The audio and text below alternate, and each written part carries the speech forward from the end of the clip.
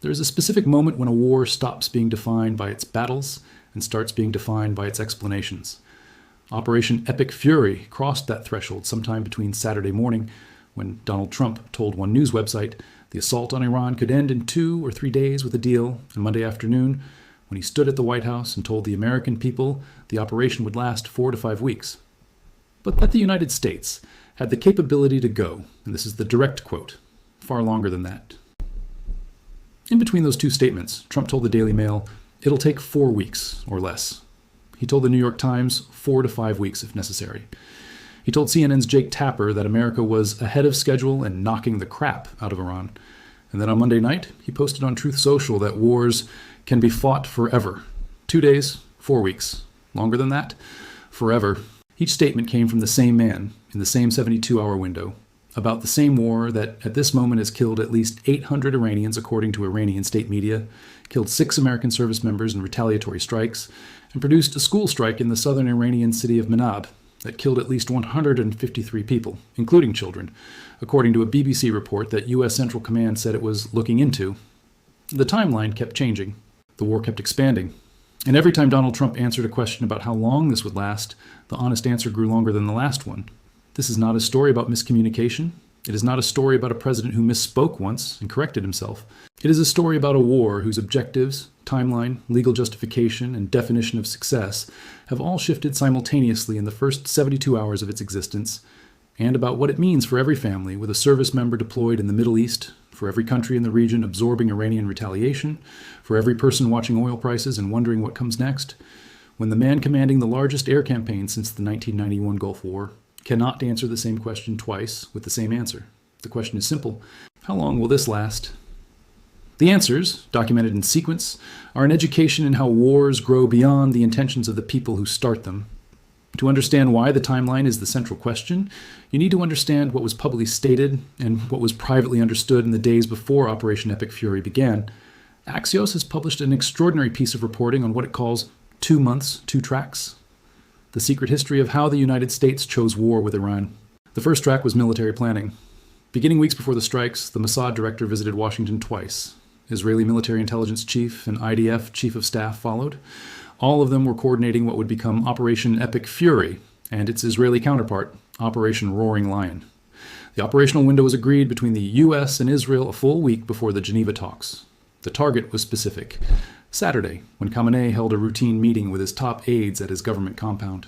The challenge was keeping Khamenei from suspecting anything and retreating to his underground bunker. The second track was diplomatic. Trump was simultaneously exploring whether military leverage could produce a deal. The U.S. and Iran met in Oman in early February. Netanyahu traveled urgently to Washington to discuss red lines. Steve Witkoff and Jared Kushner, Trump's lead negotiators, were skeptical from the start about the chances of a deal, but they kept going to the table. Then they went to Geneva on Thursday. According to the Axios account, they went already believing there was no deal to be had, but went through with the meeting anyway. That kept the Iranians believing diplomacy was still alive. An Israeli official described the logic plainly. One of the rules of deal-making is that you have to know very quickly if there's a deal to do or not. They had already decided. The Geneva meeting was theater. The strikes came Saturday morning. Khamenei never changed his plans. He was killed in his own compound. The diplomacy, in retrospect, was the cover for the timeline that had already been set. This is the foundational context for everything that follows, because it establishes that the administration entered this war with at least a partial plan, a military plan, meticulously coordinated with Israel over weeks. What it did not have, or did not publicly articulate with any consistency, was a political plan for what happens after. And that absence is what the shifting timelines reveal.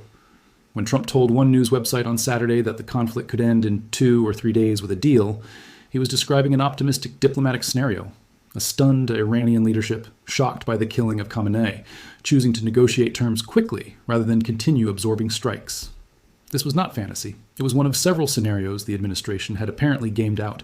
U.S. intelligence, according to the New York Times, had assessed ahead of the strikes that whatever religious leader formally took over from Khamenei would be a hardliner, and that members of the IRGC were likely to assert a larger degree of control, but might be willing to curb the nuclear program. Might. The 2 to 3 day scenario required Iran to break in ways that the intelligence community was not confident it would break. But Trump said it anyway to a news website on the first morning of the war, framing it as a realistic near-term possibility. By Sunday, the timeline had already moved 4 weeks. It's always been a 4-week process, Trump told the Daily Mail with a casual confidence that implied the 4-week figure had been the plan all along. It had not been 4 weeks, 12 hours earlier when it was 2 or 3 days. We figured it will be 4 weeks or so. It's a big country. It'll take 4 weeks or less.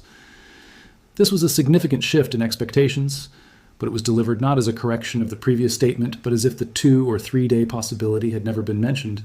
The New York Times got a slightly longer version, 4 to 5 weeks, if necessary. Again, the casual register. Again, the implication of control. 4 to 5 weeks is a contained operation. 4 to 5 weeks is the Venezuela model. Overwhelming force, rapid execution, decisive outcome. 4 to 5 weeks does not produce a generation of regional instability. It is a number that sounds manageable. It sounds like something you can plan around.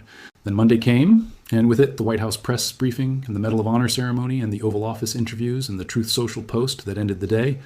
And by the end of Monday, the timeline had done something that timelines in wars tend to do when the reality on the ground does not cooperate with the plan on paper. It had grown. Right from the beginning, we projected 4 to 5 weeks, Trump said at the White House on Monday, absorbing the Sunday figure as if it had always been the figure. But we have the capability to go far longer than that. Whatever the time is, it's okay. Whatever it takes. The phrase, whatever it takes, is the most important 2 words in that sentence. It is the phrase that unmoors a timeline entirely. Whatever it takes does not have a duration. Whatever it takes does not have an objective that can be measured and declared complete. Whatever it takes is how 4 weeks becomes a year. And then, Monday night, Truth Social. Wars can be fought forever, not as a threat to Iran. As a description of American capability, and if you read the post with full attention, a statement that could just as easily be a description of American intention. Wars can be fought forever. The man commanding this one just said so. Defense Secretary Pete Hegseth held the first formal Pentagon press briefing since the strikes began on Monday and outlined what he described as a clear 3-part mission: destroy Iran's missile capabilities, deny it nuclear weapons, and end its ability to fund and direct proxy forces across the region. These are not small objectives. Destroying Iran's missile capabilities means hunting an arsenal distributed across mobile launchers, underground silos, and dispersed storage sites across a country the size of Alaska. The Israeli military said on Sunday that it had destroyed roughly half of Iran's missile stockpiles, a significant achievement, but that Iran had been producing dozens of surface-to-surface missiles per month and intended to increase production to hundreds per month. Destroying half the existing stockpile when the production infrastructure remains even partially intact is not the same as destroying the capability. And denying Iran nuclear weapons, as IAEA Director General Rafael Grossi has gently but persistently noted, is a goal whose premise is contested. When asked by CNN on Tuesday if Iran was days or weeks away from building a bomb, Grossi said flatly, no. He described Iran's nuclear program after last June's strikes as very slow, perhaps we could say frozen, if not almost stopped. Trump had told reporters that Iran would have had a nuclear weapon within 1 month, had the strikes not happened. Grossi said no. One of those 2 statements is accurate. The IAEA Director General has inspection access. Trump was in Mar-a-Lago. Senator Tim Cotton, one of the most hawkish voices in Washington on Iran, went on television and said the operation would take weeks, not days. That is the Senate's most vocal Iran hawk, describing a longer timeline than the president's original 2 to 3 day frame. A CNN poll published Monday showed a majority of Americans disapprove of the Iran action, and that most believe Trump does not have a clear plan. The president dismissed the poll, saying he does not care about polling.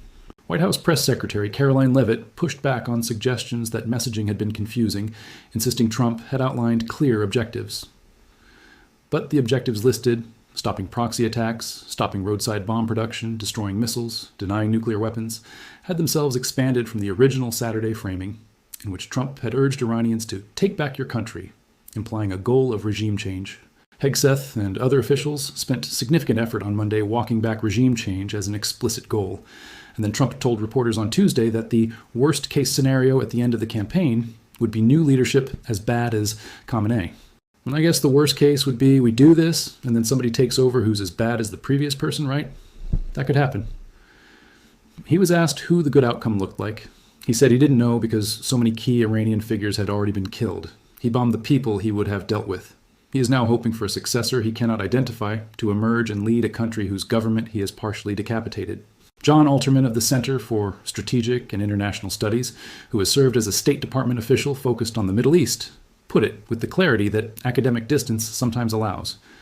"I'm not sure they're committed to any particular outcome," Alterman said, reviewing the shifting statements on war aims and timeline. A senior official inside the administration told reporters that the public framing of the operation was still under discussion, as of Saturday, meaning the strikes were already underway before the administration had settled on what it was publicly saying the strikes were for.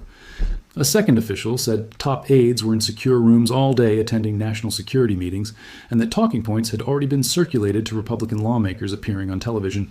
Talking points were circulated. The framing was still under discussion. Both of those things were true at the same time, which is how you get a president saying 2 or 3 days on Saturday morning and forever on Monday night. Robert Pape, professor of political science at the University of Chicago and author of the definitive academic work on air power and coercion in war, looked at what Operation Epic Fury actually is, its operational scale, its sortie rates, its targeting patterns, and said something that the administration's framing actively resists. He said this is not a limited coercive campaign.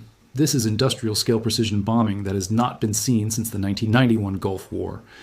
In Desert Storm, peak sorties reached 1,500 per day. Operation Epic Fury is running at approximately 1,000 sorties per day. Slightly lower in quantity, but, as Pape noted, almost entirely precision-guided, which makes the effective destructive output comparable or greater. Desert Storm lasted 43 days of air campaign before ground forces entered Kuwait. It had a defined objective: remove Iraqi forces from a neighboring country. The objective was geographic and therefore completable. Operation Epic Fury's objectives, destroy missile capability, deny nuclear capacity, and proxy support, are neither geographic nor inherently completable by air power alone. You cannot bomb a government into existence. You cannot strike your way to a political outcome in a country of 85 million people, with a political culture that just buried its supreme leader in a mass funeral attended by hundreds of thousands of mourners. Here is the detail that the administration's shifting timeline obscures, but that the documented record makes unavoidable. Just Security, drawing on Politico's reporting, noted that Trump's formal notification to Congress about the Iran strikes, the legal document required under the War Powers Resolution, contained a timeline of precisely 0. Although the United States desires a quick and enduring peace, Trump wrote in the congressional notification, it is not possible at this time to know the full scope and duration of military operations that may be necessary. Not 4 weeks, not 4 to 5 weeks, not 2 to 3 days with a deal, not forever. The formal legal document said, we do not know how long this will last. The document was drafted by lawyers who understand that every public statement Trump makes about the war's duration will be held against the administration if the war extends beyond it. The legal position is honest in a way the public statements are not. The legal position says, we don't know.